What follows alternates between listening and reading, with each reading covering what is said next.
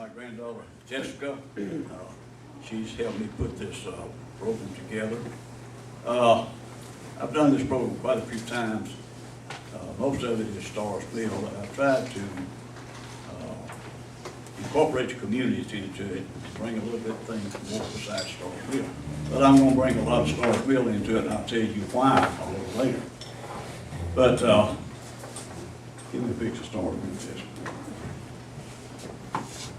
Okay, I'm going to ask a foolish question here now. Does everybody know what this is? Oh yeah, oh yeah. Does everybody know where it is? Oh yeah. All right. Next slide, Jessica. Okay, everybody evidently does not know where it is. Because this one right here says Starr's Mill, south of Atlanta. Yes, Way south. this one is Starr's Mill, near Columbus. Okay, our next one is Starr's Mill in Coweta County. Okay, Coweta County and Sonoma in particular had been trying to steal Starr's Mill from us for a while. So every time I go to anything in Sonoma, they want to talk about Starr's Mill. So I did a program down there a while back, and I told them, as much as you want it, Starr's Mill is still in Fayetteville County. Okay, this one right here does say near Sonoma, so I guess they got it there. Now I really like this one. This one's on the banks of the Chattahoochee River. Oh, but we all know where it is. It's around. Okay, this is a little video that somebody helped me put together, and if it'll work, we're gonna. But right here, once it get going, this spot right here was where Glen Grove Church used to baptize, and that's where I was baptized in the Whitewater Creek quite a few number of years ago. And back several years ago, every year the Historical Society kicks off the. That's my wife directing me.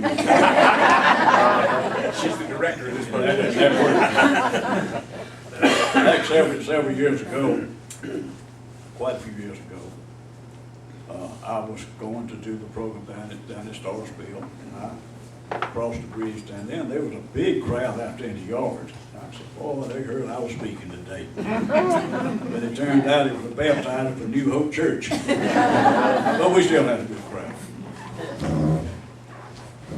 All right. Everybody know who this is? Or who it's supposed to be? Chief William McIntosh. He was the one, part Creek, part Scotch man, that signed a treaty with the United States and the state of Georgia. Okay, see, there you go. Right here. McIntosh signed this over to the state of Georgia, and to give you a little idea about how big it is, it reads from today's Alpharetta to Cordele, between the Okmulgee and the Flint River. That's a big chunk of Georgia. And when it was laid out, Fayette County was there. Henry County was to the east. Gwinnett County was to the north. And Monroe County was to the south. And south of Monroe was Dooley County, which is Cordele. So there were very few counties, and you can tell that a lot of smaller counties came out of that, which would have been Clayton County, DeKalb County, Fulton County, Spalding County, Pike County. All of these counties came out of this land cession. Okay, now this is the way that the county was divided up in land lots, 202.5 acres, and 202.5 acres sounds just 202.5 acres, but just to give you an idea how big 202.5 acres is, from the north side of Lisbon property, right to the other side of the road, to the church, Grace Baptist Church, down south.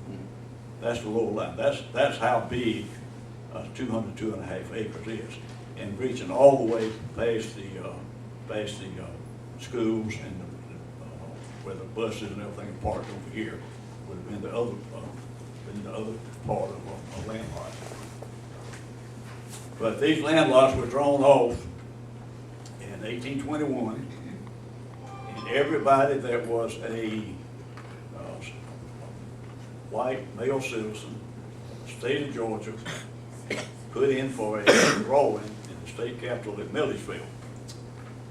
And if they were fortunate enough to get a drawing, they got a deed for 2.5 acres. It was just handed to them, and they had it, but everybody didn't keep these land lots. They're what I call the Fayette County's first real estate people. They drew these land lots, and they didn't have any intention of keeping them or staying on them. They sold them right off. And so people began to amass land, of several land lots, which would be 700, 800,000 acres that they would begin to put together. But this land lot number 129, which is the Starrsville property, was drawn by John Askew. And he kept it just a short period of time, and he sold it to a man named Hanai Gilcoat. And so you can see Hanai Gilcoat to Matthew Phillips was 5 years. Well, during that period of time, in 1827, when his estate was settled, it states on the fact that they had built a mill on that property. A mill, a sawmill, a grist mill, and a woolen mill. So this establishes when the first mill was actually built on the property. Well, you can see over the next several years, people that went year to year, these were primarily people who were selling it to make money on it. Stephen English got it in 1828. He kept it till 1840. When I was a young teenager and I would ride around the Starrsville community with my grandfather, Sam Bailey, when we get up to the corner of Massingale Road and Old 85, Granddad said, right here's where the voting grounds used to be. And he said, you see this mud hole right here? There's been a mud hole here since 1860 something. I imagine there's probably still a mud hole over there. But along about 1839, they decided, and I found this in the records of the state legislature, that they moved the voting grounds from English Mill to Dublin. And so Dublin was the name of that little community there. Then Stephen English, over the next couple of years, Thomas Matthews became in control of the mill.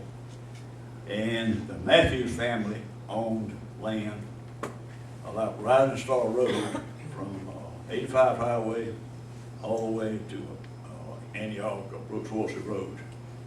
How many acres, John? Gosh, thousands. Thousands of acres to the Matthews family.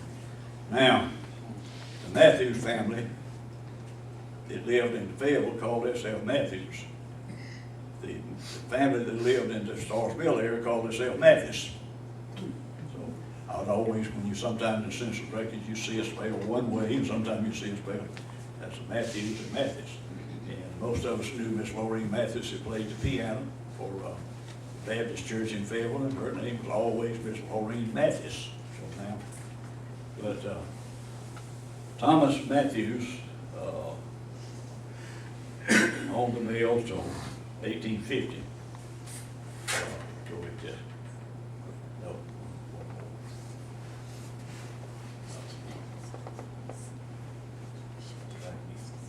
Just go ahead and back up.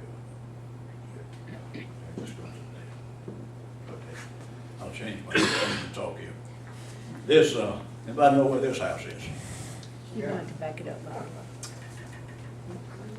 Janelle Taylor's. Some more. Okay, Damn, somebody said Janelle Taylor's, Miss Selma Jones' house on Jones Circle. Well, this house, particular house, was built about 1910. That's not what's really significant about this piece of property. Thomas Jones drew this land in 1821. And it goes down through a series of owners, all the way down to Sam Jones, Larry Jones, Janelle Jones Taylor. 3 years from now, that land will have been in their family 200 years. That's quite significant for this county because land has swapped around. I'm sure there's probably other land in the county that has stayed like this, but I know for a fact that this one, back a number of years ago when Mr. Jesse Jones was still alive, I went down to his house and told him what I'd learned. Boy, I'd really learned something. I was going to tell him something. A lot of you do, Mr. Jesse. He was my uncle, so I sat down at the dining room table with him, and I said, look here, Jesse, look what I've learned. He just reached over the buffet, and he pulled all these deeds out, stacked them up, and they was from father to son, right down the line, and I hadn't told Uncle Jesse anything he didn't know. But he didn't have the original land lottery drawing.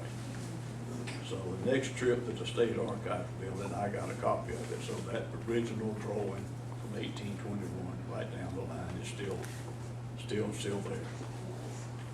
Okay, that's the Jones Family Cemetery.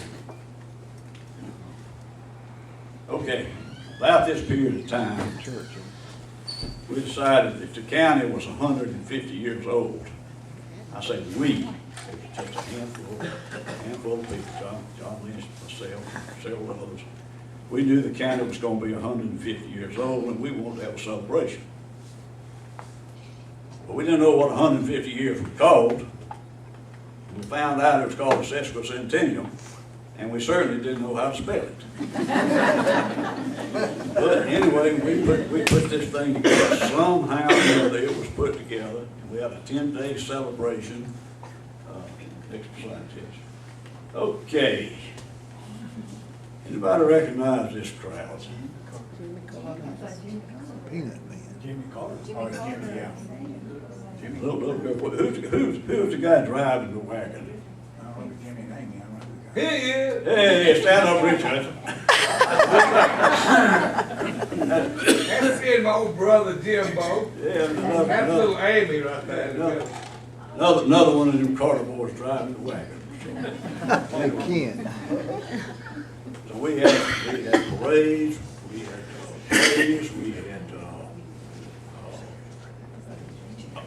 speakers, and we had quite a big event.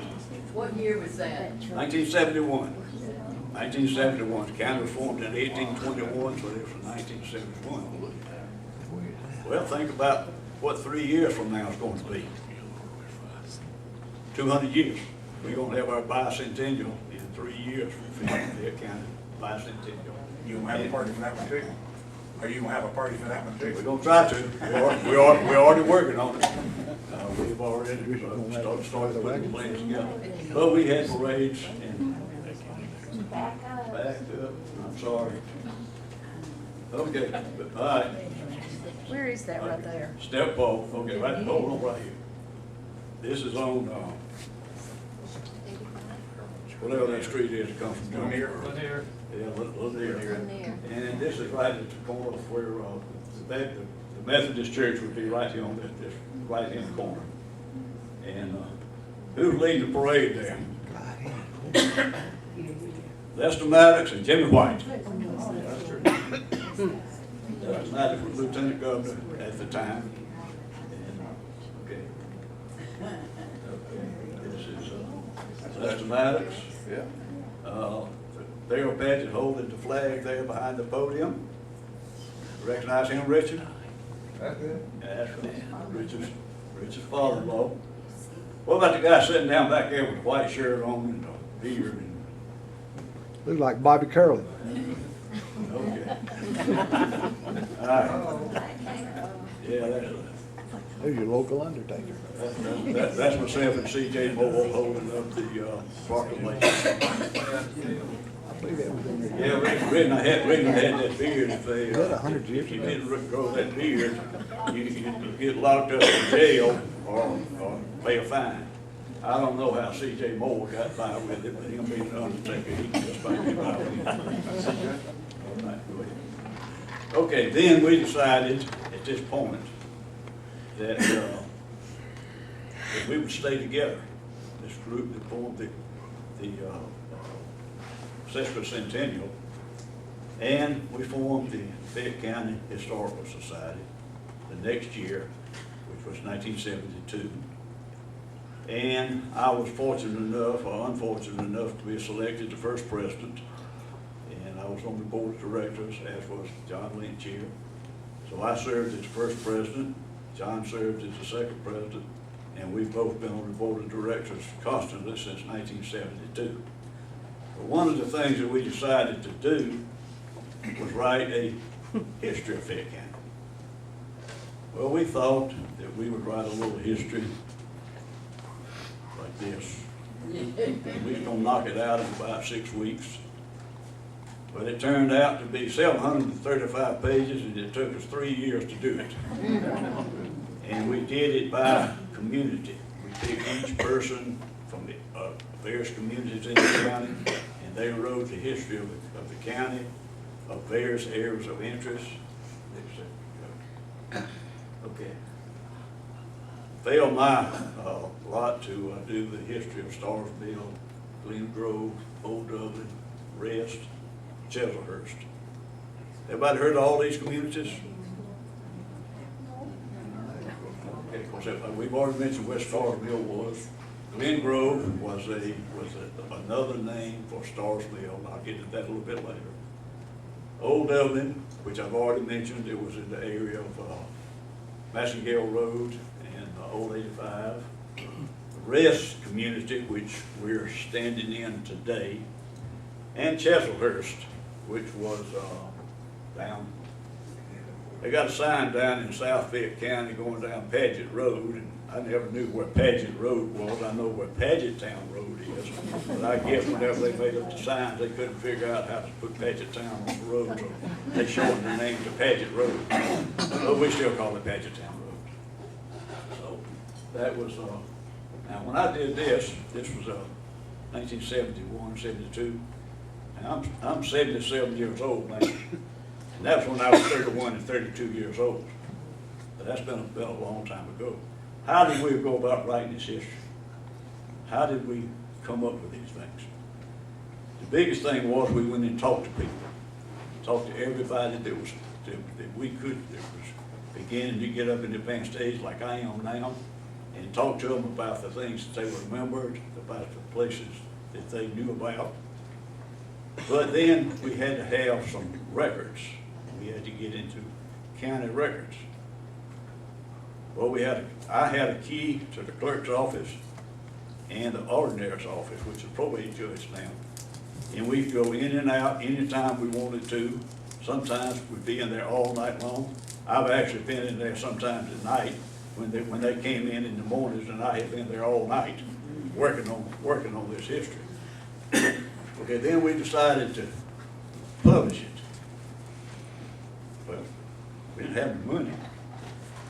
And first thing we had to do was get it printed. So we had a gentleman in our historical society that is a firm printed law books, very dull, dry law books.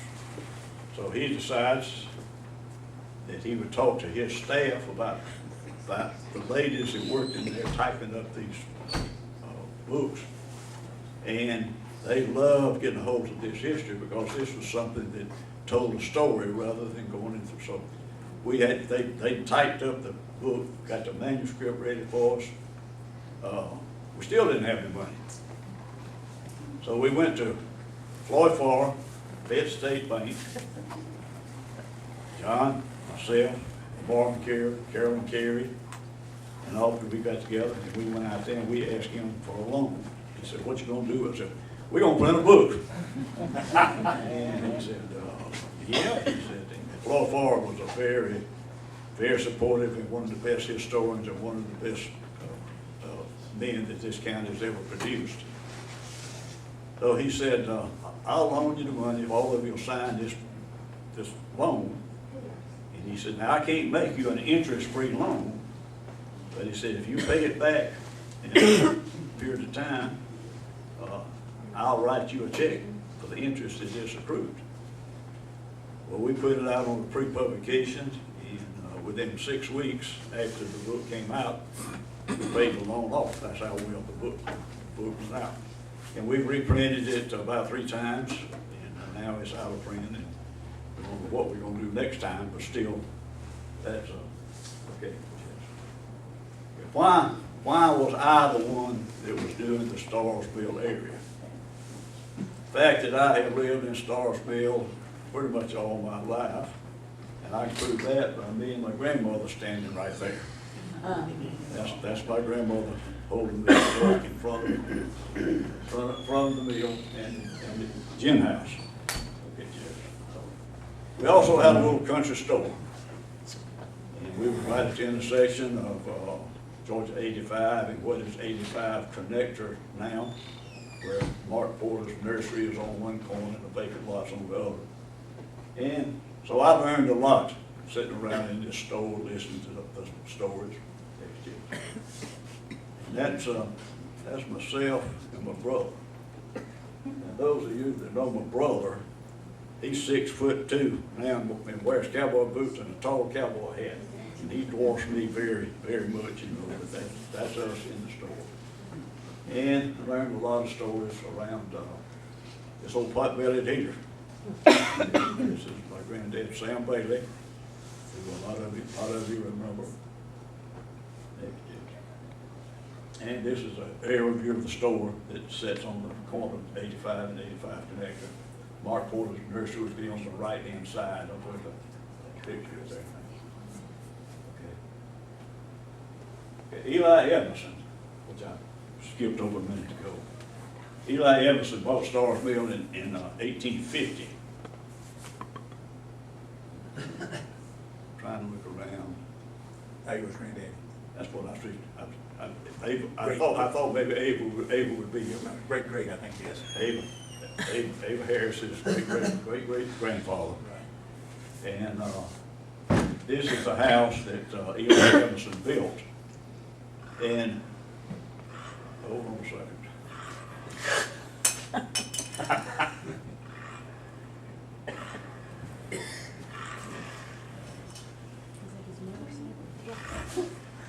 I figure out how to turn it off. Yeah, we can get a cord turned it off. What was that? Did that mess it up? All right. Eli Emerson built this house, and it's right, if you turn off of 85 onto 74, going toward Peachtree City, there's a Mill Pond Estates. I think it's called Mill Pond Estates on the right. Well, this house sat right at the entrance to Mill Pond Estates. And back when I was a young teenager, they were doing some repairs on the house. I had a cousin named Guy Watley that lived there in the house with his parents. And they were doing some work in the house, and when they were tearing the boards off of one of the walls there, Mr. Jim Massengale showed me how the house was built out of logs, and that how they were put together. So, I kind of filed this up here. Well, after the developers started getting ready to build Mill Pond Estates, it looked like they were fixing to bulldoze the house. I told John, I said, John lived down there right across the road, and I said, keep an eye on that house, because it is a log building. So, eventually, the builders finally, we convinced them there was a log building. So all the siding was torn off of it, and so it sat there. And then Walter Baggerly in Sonoy, who was also a friend of the Watley's, he bought the log cabin and he moved it to Sonoy. I'm trying to get the commissioners to keep it part of the Starr's Mill property, but anyway, the log house goes to Sonoy. And it sits across the road from the veranda of bed and breakfast inn for quite a few years. And I kept trying to get the commissioners to move it back to Starr's Mill, and so we could use it as part of the property over there. No success. Then I go to Sonoy one day, and the log cabin in Sonoy is gone. And no idea what happened. I really couldn't find anybody that knew what happened. So shortly after that, we were having a reunion, the Watley reunion, down at Ronnie Watley's house, and a lot of you are familiar with his house that they moved just before you get to Cave Creek. They had moved the house right straight back 1 mile back on the Cave Creek and Lime Creek connection down there. And after we get through eating the meal for the reunion, something came up at the log cabin. And Ronnie says, you want to see the log cabin? So he and I got on the golf cart and went back in the woods on the hill. He had bought the log cabin and moved it on his property over there. So he got a little closer back to Fayette County, but he still hasn't made it yet. And the last time I talked to Ronnie, he said, do you want to buy it? He said he was ready to get rid of it. But anyway, the log cabin is on the Watley property over there. Okay. Okay, during Eli Edmondson's time that he owned the mill, down at the corner, close to the intersection of Massengale and Old 85, right next to George and Doris Cauldell's house, there was a Masonic lodge called Golden Lodge number 215. We have the original vintage of Golden Lodge.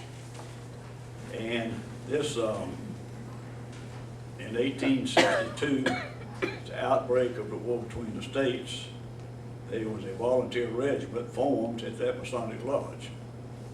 And I won't get into this because I could take 2 or 3 programs on this particular thing.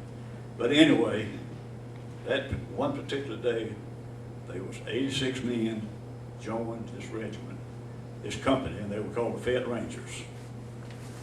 86 men. The company finally grew to about 130 men. But out of these original 86 men, 52 of them died. Do some percentages that way. 52 of them died, either from battle wounds or from exposure or disease. But now, all of these names, if we got the roster, as you go through the names, all the names are very familiar names to this community. So, out of the 86 men, 20 of them made it to Appomattox. 20 of them got to Appomattox, and the 20 men started walking back home to Fayette County. Well, out of those 20 men, the descendants of these 20 men are some people you know. Myself, Donna, Boulders, Wendell, and Wesley, Lloyd, Christie, Lloyd. And by the way, we all know that Wesley's in serious shape right now, so we pray for him. But these out of these 20 men, these are direct descendants of these 86. So the community has stayed pretty much intact over the years. A lot of descendants of these early men. This was a flag of the 13th Georgia, which Fayette Rangers finally became. And at a particular point, Max Cleveland, who was Secretary of State at the time, called and wanted to know if we could get some people to come up to the dedication of the 13th Georgia's flag, which was going through restoration. And I told him I could do better than that. I can bring you trainloads of direct descendants fall under that flag. So we went down to the state capitol, and of course there's John, Marvin Carey, and Don Borders, Alvin and Doris Turner, Carol Carey, who was president of the Starr Society at that time, Ronnie Watley, myself, my parents, Edith Thomas Kerlin, and my brother Tom Kerlin. We were all connected with that 13th Georgia flag, and it is on display at the state capitol where the flags are stored. Okay. Okay. The next person that owned the mill was Starr. And I didn't know this until today, but Billy Swanson told me that that was his great-great-great-grandfather. Again, all these families tying together again. And Billy Starr, with the name finally, Starr's Mill finally connects around. We'll get back around that in a minute. But then he sold it in 1879 to Burkett Renfro. Everybody recognize this house. If you go around, whatever it is, Panther Pad, whatever, the building that runs in front of the schools here. And where you run into goes the road over there, that's the house right straight across. The house still sits there, where Mary Lucy Mass lives today. But in 1866, long that period of time, Hilliard Starr bought my great-grandfather's property in Clayton County, which Fayette County, Clayton County had been formed and taken out of Fayette County. So I guess he wanted to get back to Fayette County, so his property was in Clayton County then. So Hilliard Starr bought Thomas Kerlin's property. And so then Burkett Renfro at that time, he sold the property to the Kerlin. Then Burkett Renfro owned Starrsville from 1879 to 1883. Along about this period of time, the mill was going through a recognition period. We didn't know what to call it, because sometimes it's called English Mill, sometimes it's called Parker's Mill, sometimes it's called Edmondson's Mill. But Renfro owned it from 1879 to 1883, and then William Parker had it for a few years, and then William T. Glover, who was a very entrepreneurial man in the county, he bought the property, and sometime during the time that he bought it and had it, the mill burned. So this had been the third mill on the site, and he and Allen Jones built the building that we know there today. Well, Allen Jones was a product of this community. His brother was Charlie P. Jones, and his house still stands down on Jones Circle. Getting in a little disrepair down there now, but that Charlie P. Jones' house is there. Allen Jones owned it for many, many years. And during this period of time, go ahead, yes. Okay, I mentioned the historic risk community. A lot of you have seen the signs. One of them's right up against the corner of the church property, one of them's down on the corner of our property. And so a lot of people ask me, so where does that name risk come from? That's one thing I've searched and searched and searched, and it never happened that we come up with an idea. I can't tell you exactly the words that my granddaddy told me, Granddaddy Kerlin told me, but I asked him, and he thought, and he thought, and he thought, and he said, well, that's what it is, that's right. that was the answer I got out of it.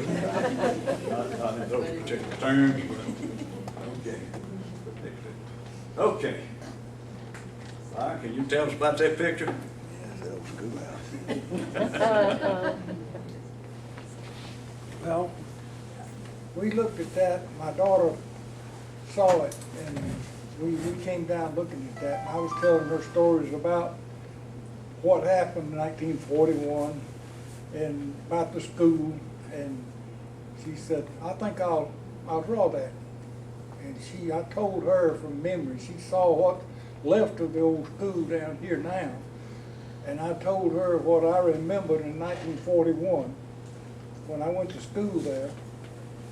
And she drew that from my memory of what it looked like then. And I thought it was pretty close. And I'll introduce myself if anybody that don't know me, I'm Byron Brown. I was born to Fernanda and Rosie Brown in 1931. And I was born on Morgan Mill Road in Brooks. And another thing I will say, that Bobby's grandfather, Mr. Bailey, and my dad was real good friends. Now, how I wound up with the middle name Bailey, I don't know. I'm BBB, Byron Bailey Brown. They would talk all day long. I mean, they were friends. I must be kin to them. Because I can stand up and talk all day long. Is that also Sick Road? Have I still got singing? Okay. Is that Sick Road? All right, Yeah. next picture, yes. Wow. All right. Sad. That's what it looked like today. Yeah. It's a shame. But here a while back, somebody went in and started doing some renovation on the building. They tore off part of it, they tore out the windows, and then they stopped. I don't know what's going on or what happened. I'm thinking probably county codes or something got into it, but it is literally falling apart now. I've been able to date that building to 1905, so that's well over 100 years now. And that was not the only school in South Fayette County. This was the Glen Grove School, later known as the Starr Mill School. So a lot of times people would say for these kids in this group, this picture was made by 1934. You see today on And so people would say, where did you go to school? He said, I graduated from Starr's Mill High. Well, not knowing at that time that there was going to be a Starr's Mill High and a Rising Star and a People's Elementary, but that was the whole community from down there. Of course, we had the rest school here, and we had the Starr's Mill School there. Okay. And we had a People's. We got a People's Elementary School, and this was the May Gay People's home. They were built about in the 1840s by Drury May, and he owned several land lots up and down what's Redline Road today, and he sold it in 1854 to Isaac Gay. This house is my brother's house, which is next door to where we live. Just so you can see it from the church here. But that house was built in 1917. So there's a lot of houses around here that are getting well over 100 years old now. Mr. Roy Jones, Vivian Watley Jones, they ran Starr's Mill for many years. Ran it probably for about 30 years. And a lot of their family grew up there on the property. And so that's the people that we always knew that ran the mill. As far as we were concerned, he was the one that owned the mill, but that was okay. Okay. Next person that ran the mill for quite a few years and was the last operator of Starr's Mill was Hendrick Massengill. Donna, you know anything about him? Oh, I know a lot about him. I do. I worked in that mill when I was a little bitty girl, sacking mill, and I thought if I ever get out of this place, I'll never come back. Oh, it was hard work. Miss Ruth, you know about that mill too, don't you? Oh, yeah. So, that was Donna's granddaddy, Ruth's father-in-law, and he was one that operated the mill until 1959, and the mill was probably the mill would have kept running, but the Food and Drug Act, with all the things that had to take place with producing of food, things like that, is probably what closed the town. Okay. This is one of the earliest pictures we got of Starr's mill. This is sometime in the late 30s. And you can see it's not the red, beautiful site that everybody photographs today, but it was a very functional building. And this is another shot made in the 40s, probably made sometime in the mid-40s, because at that time something that happened in Fayette County that probably was the downfall of the whole county. They decided to pave 85 highway. Let everybody know that we were down here. On the opposite end of the dam, which is the mill still standing there, but on the opposite end of the dam next to the highway was this building, which was a cotton gin. And people would bring their cotton in wagons and trucks and things to be in there. It closed down before the grist mill did, and it became our boys in the community's clubhouse. It was a place where we changed into our bathing suits, where I understood there was a lot of beer parties. I understand that. Yeah. It was also a place for poker games. Back up just one picture. Okay. You can see the building on the right, the cotton gin, and you can see the shutters up on the top right. And if you were able, sitting in that upper part, you could look up and down the road and see if anybody was coming. So that's a perfect spot for us to stand. Sorry about that. Okay, this is another shot of the gym house. And about this time, about 1909, Allie Jones lived in Sonoy, and they decided they needed some street lights in Sonoy. So they put a generator, or what they call a dynamo, on the dam, and they ran it, and it ran the lights in Sonoy at night on street lights. So Mr. Jones was a very frugal man. I understand he never owned an automobile, so he would walk from Sonoy out to the mill every morning and walk back every night. And he would come over and throw the switch. And I think there was also a switch, the building, the switching station is still in Sonoy, where the power went to.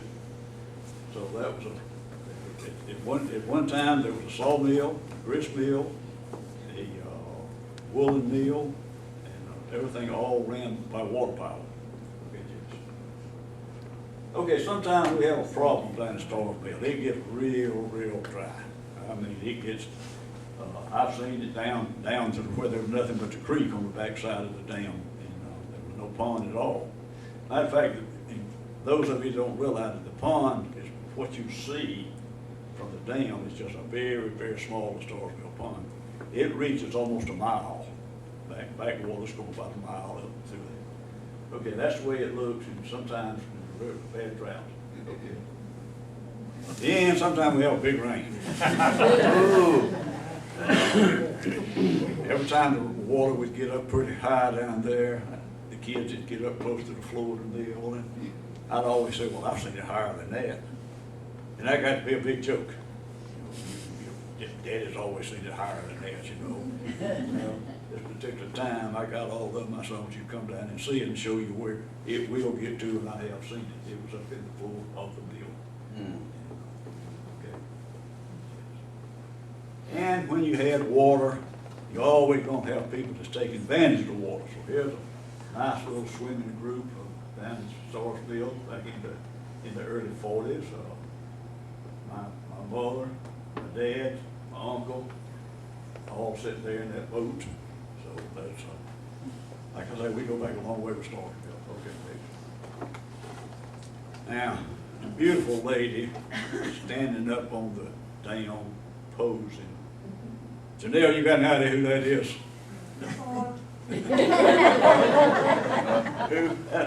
That happens to be my mother. Janelle's aunt, her mother's sister. Every time that we brought that picture out, she hated it. And so a few years ago, the county, or the newspaper, Fayetteville County News, put out a thing, and that was the cover of it. By that time, she had already passed away, and I certainly am glad. And this is one I found in the thing. This is Mr. Oscar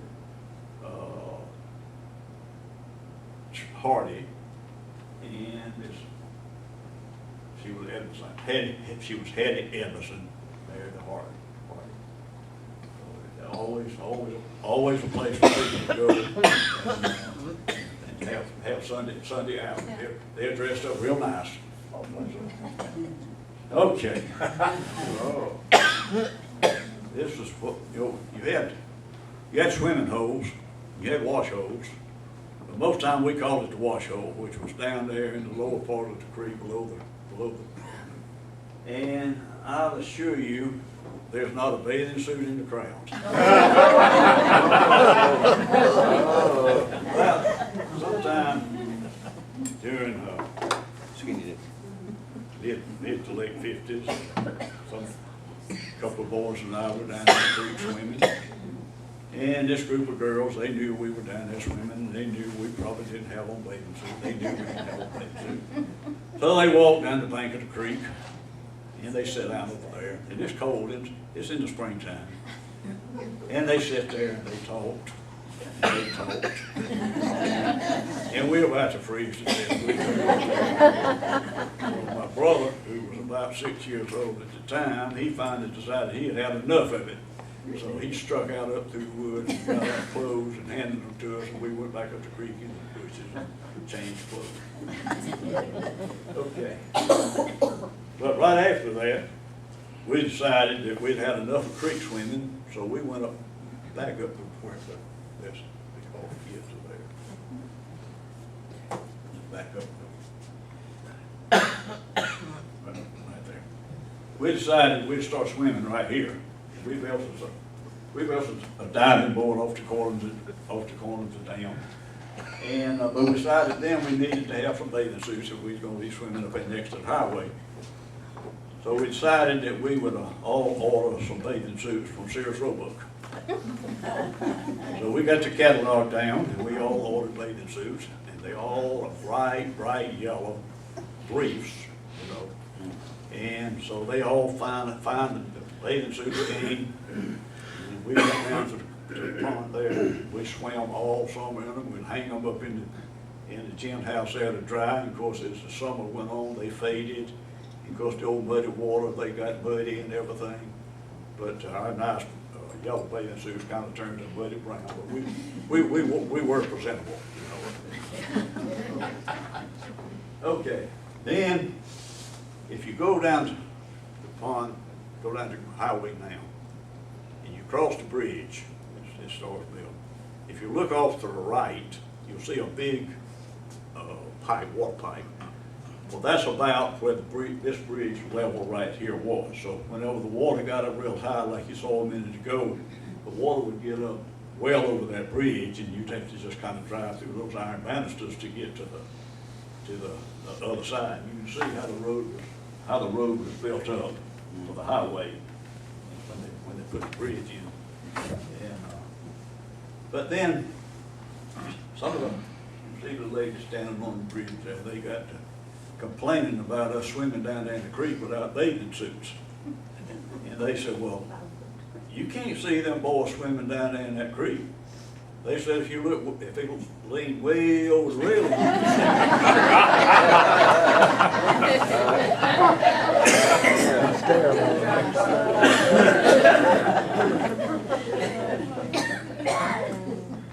Well, the tin house and the mill house were always in the background. You could always see it from just about anywhere. Well, this lovely lady, little girl, are standing there, and you see the gin house in the background. And Dale, you got any idea who that is? Aren't they cute? Aren't they? This happens to be Miss Thelma Jones and Janelle.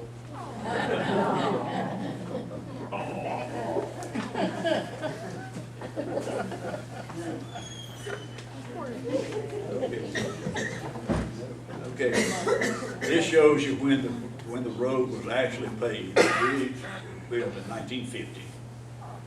Well, 1950,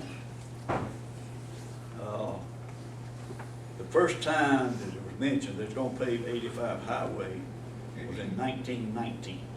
They paved it in 1950. That's 31 years. Well, somebody do a little math for me here right now. They started talking about 4-lane and 85 highway in 1990. And as far as I know, they haven't bought any property to pave to 4-lane 85 yet.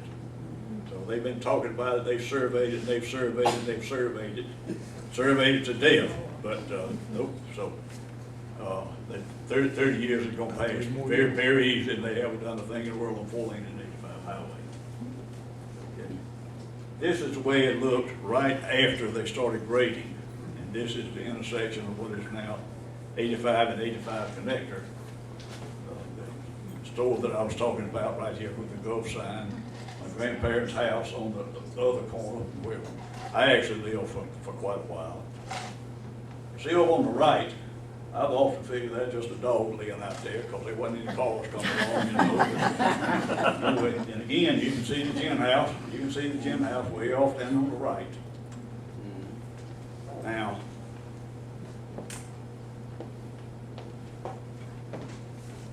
eight generations of our family have lived within sight of Starr's Mill. Jess is this part of this 8th generation that have actually lived in sight of Starr's Mill. So we haven't been anywhere. Okay. Also, about that time, when they paved the road, people decided they wanted off of those low muddy roads, so they started moving up on the highway. So on the top is where Lisbon Church was, right down here to the intersection of Burnett Road and Gosam. And they decided that, well, maybe we need to be up on the highway. So the picture on the bottom is the church that they built here dedicated in 1954. And so they was up on the paved road in 1954. Okay. Well, then Mr. Joe Burnett had a store back over there on the old 85, which is right back where Mike and Donna Border's house is. And they had an old store there. And they decided, well, they need to be up on the highway. So anyway, Mr. Joe Burnett, he built a store up on the highway, which is where St. John's, DJ, St. John's, whatever it is down there now. And that's Mr. Paget, Joe Burnett, not sure who the next person was, and Mr. McLean. They went out there and had a nice picture made out there, but this is the store that was up on the highway. Okay, this is another thing about when we were trying to get the historical markers, and the state wasn't coming through too good about putting up historical markers. So the Historical Society, we've had the Georgia Historical Society, we dedicated. Okay.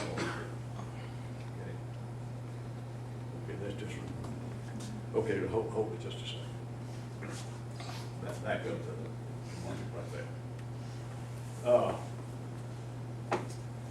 Ray Boomer, Allen Jones had owned the building from about 1919 until late 50s. Well, the mill was still in operation. Cotton gin was not. But when I was living in that house I showed you across there from my granddad's stove, I could actually hear the water pouring over the dam at night. That was kind of my sound machine. I could hear that water pouring over at night, you know. Well, one night, a gentleman was traveling up 85 highway from Columbus, and he got a bit sleepy. So he pulls off to the side of the road under some shade trees, under some trees, and rolled the window down in the car. And all night long he kept hearing this noise. So the next morning after daylight, he gets up and investigates. And he finds a mill across the road. He had stopped right there in front of our store. And he got up to investigate the noise. And he found out that it was the mill. And he got to also investigate, and he found out it was for sale. Ray Boomer bought the mill and the property. And I think that he is the one that painted the red. I can't really remember, but I know that they painted the roof during this period of time. But I think Ray is the one that painted it. And after Mr. Kendrick had ran it for a few years, they closed it down, and the building was just sitting there. Mr. Boomer's aunt kind of lived in the house there, and she wasn't really the caretaker, but she kind of was the person that was kind of keeping an eye on things. And then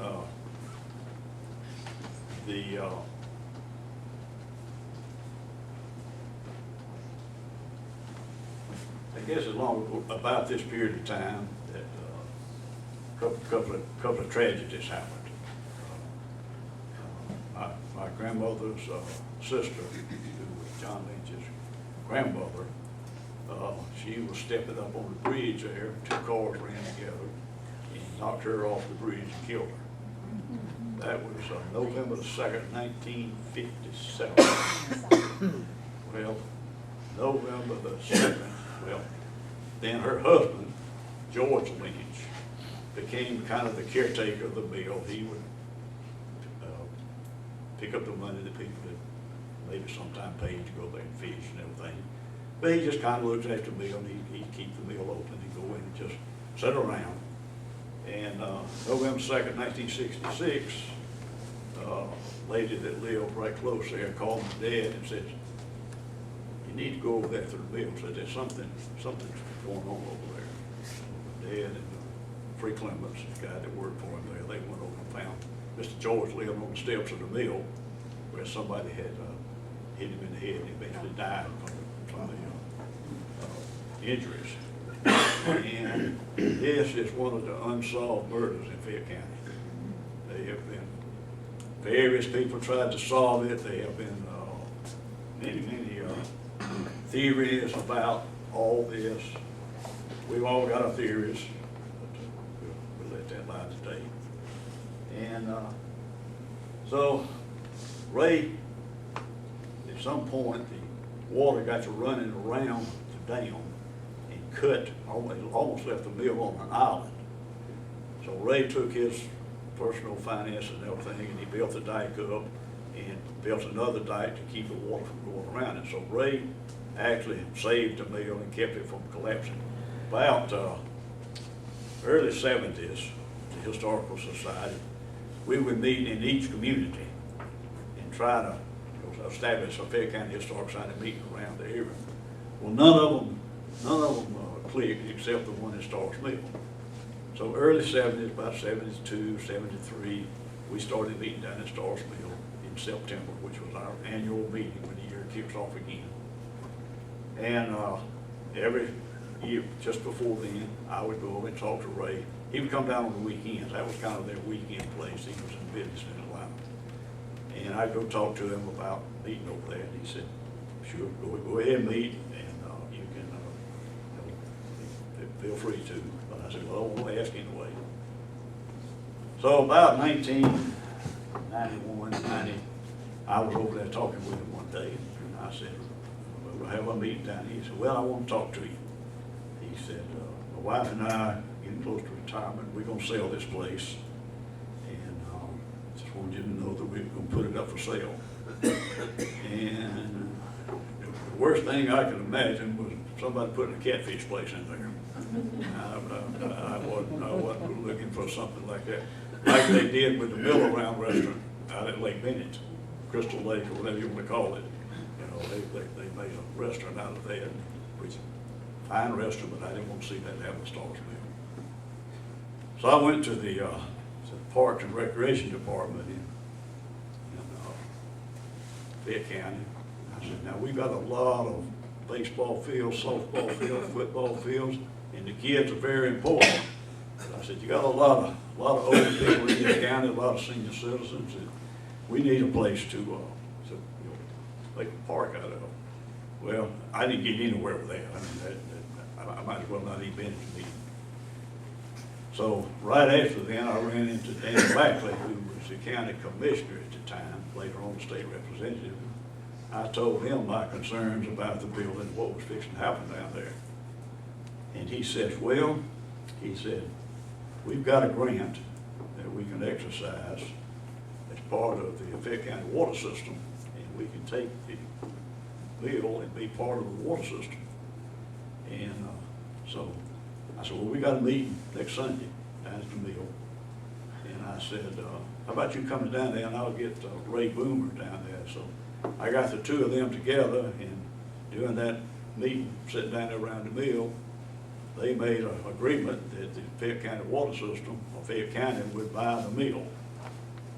So that worked out real well, because at the time, Tony Parrott, who was probably at that time president of our historic society, he was also director of the Fayette County water system, and the mill transferred to the Fayette County water system.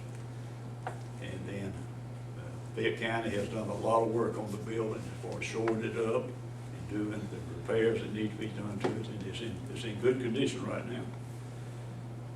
But then all of a sudden the movie studios found out about us. And they decided they would film a couple of movies down there. They did Sweet Home Alabama, Fried Green Tomatoes, did certain scenes there. And when they did Sweet Home Alabama, they did a lot of construction around it. They put signs, they built steps, they built rails and things like that, until they told us that they would put it back to original condition if we let them do that.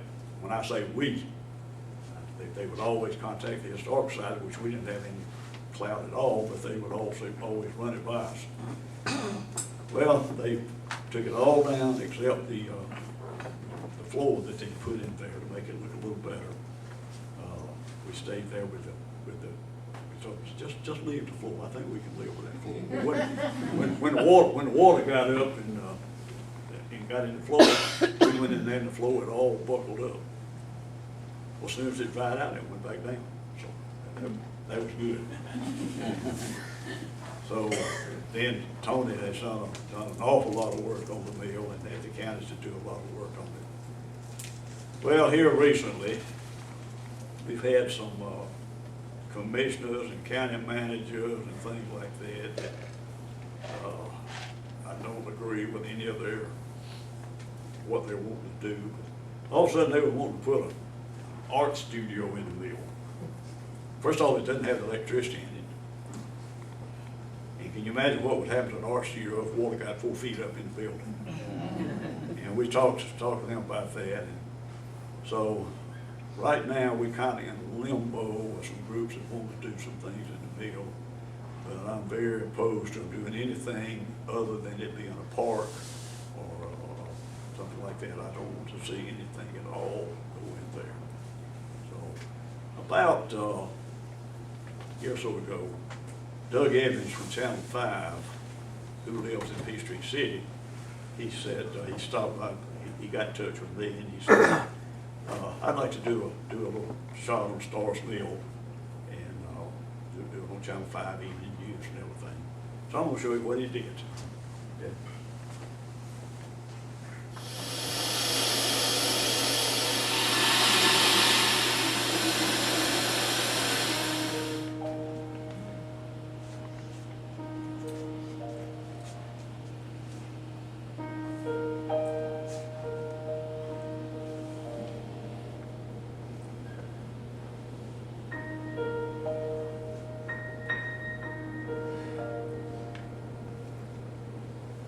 It says Starr's Mill, Fayette County, Georgia.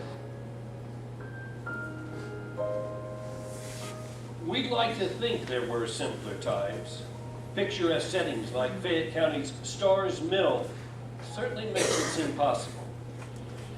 The old grist mill dates back to the 1820s. This building, probably to the early 1900s. Bobby Kerlin's life work has been to keep that history alive.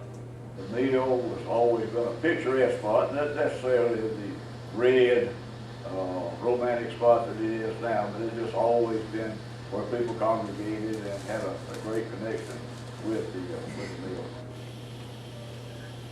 Starr's Mill is said to be one of the most photographed historic sites in Georgia and one of the few remaining mills of its era. It's located along State Road 85, south of Fayetteville, on the Whitewater Creek, He finally on got the that right. McIntosh Indian Trail. Hollywood has taken notice. Several movies have been filmed here, including Sweet Home Alabama.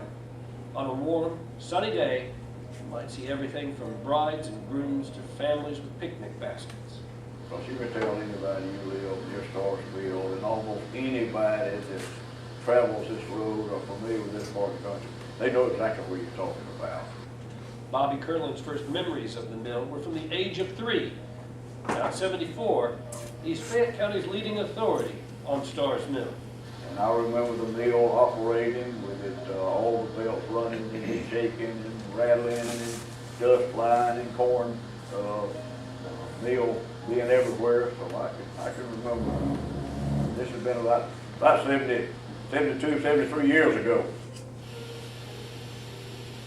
Including the long ago unsolved murder of caretaker George Lynch. His body was found on these very steps in 1966. 8 generations of my family have lived within sight of Starr's Mill. My dad proposed to my mother here in 1937. So it's just a part of our life.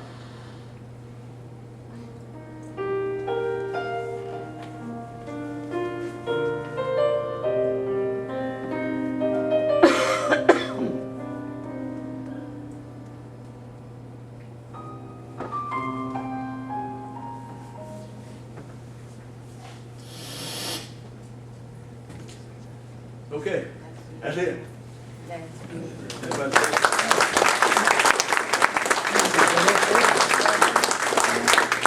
Anybody's got any questions? I'm gonna tell you something you didn't know. Tell me. Wait a hold it. I didn't know that Grandma and Papa got engaged there.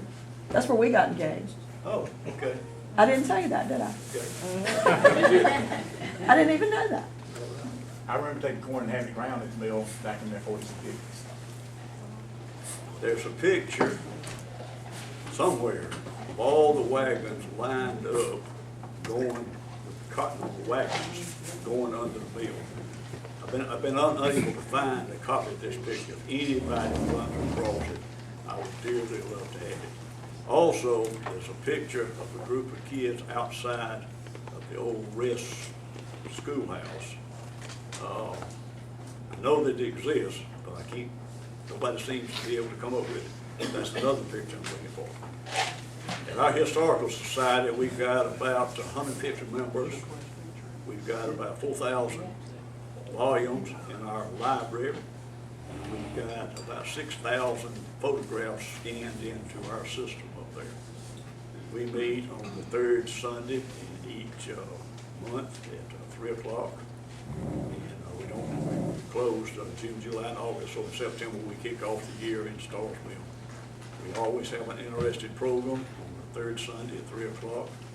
All of our meetings are open, if anybody finds it free to come. And we try to make them short.